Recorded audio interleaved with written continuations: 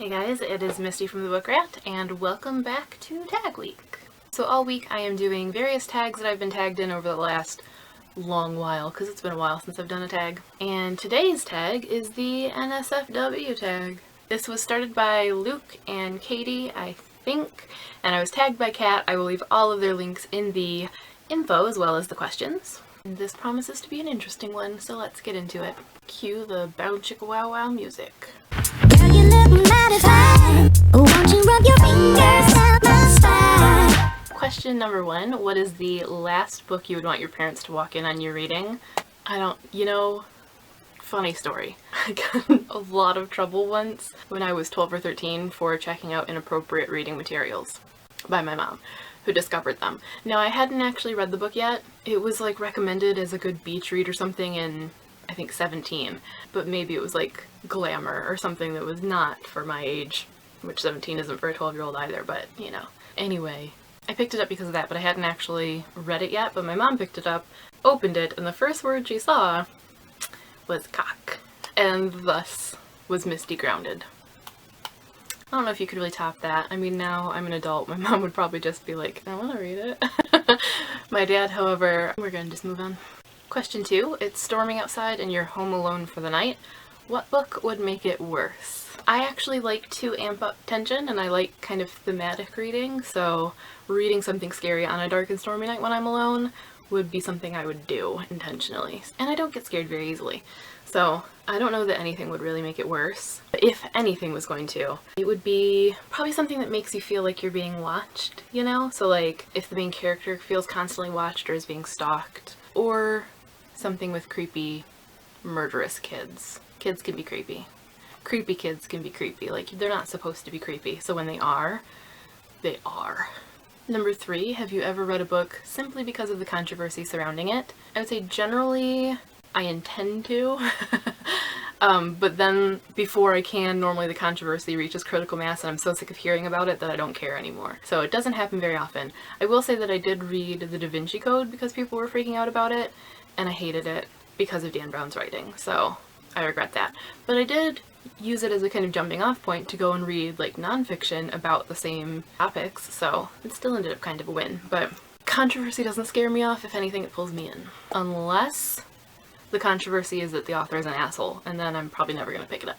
Number 4, what is the most cringe-inducing romance or sex scene you have ever read? I follow the Bad Sex Awards, which is kind of tongue-in-cheek awards that are given for like the worst sex scenes in literature for the year. So I always read those, and they are indeed bad. Oh god. So awkward and just not... No. I will leave a link, though, to the Bad Sex Awards below, because they're worth it. For a good time. Call the Bad Sex Awards.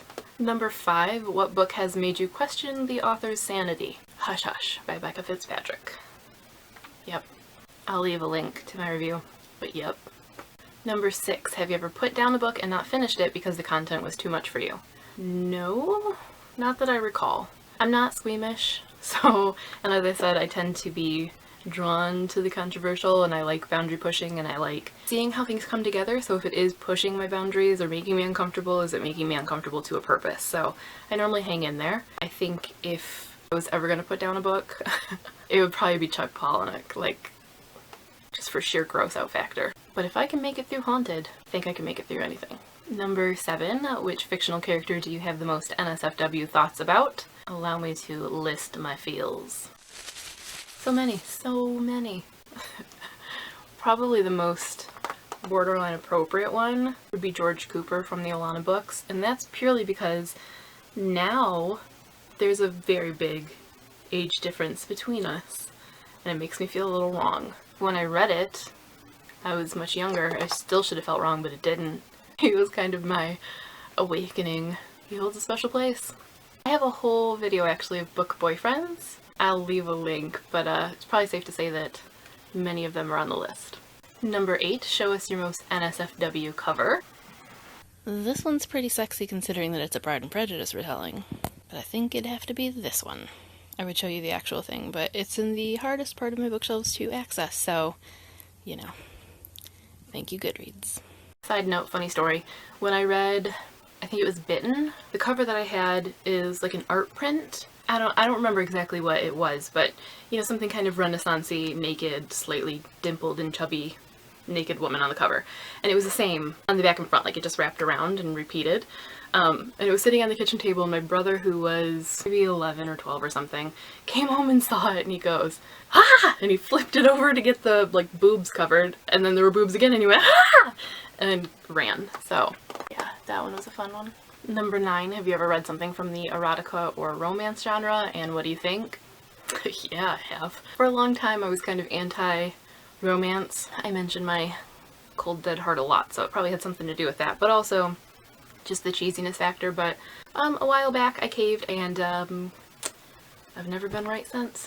Number 10. You stumble across a portkey. Which fictional world would you not want to end up in? There are probably many, but I'm going to say the world of the Song of Ice and Fire series, Game of Thrones series. Westeros and all surrounding environs. For the most part, it does not tend to work out too well for women in that world, or anyone for that matter.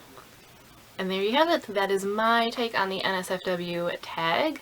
Let me know your thoughts in the comments. As for the people that I tag, I'm gonna go with if you were born in the first half of your respective month. So the 1st through the 15th of whatever month you were born in, you've been tagged. But that is all for now. You can check out more tag videos throughout Tag Week, as well as hopping over to my Instagram, which is linked below, where I'll be catching up on some book tags I've been tagged in there. That's all for now. As always, of course, thanks for watching and happy reading. Won't you rub your fingers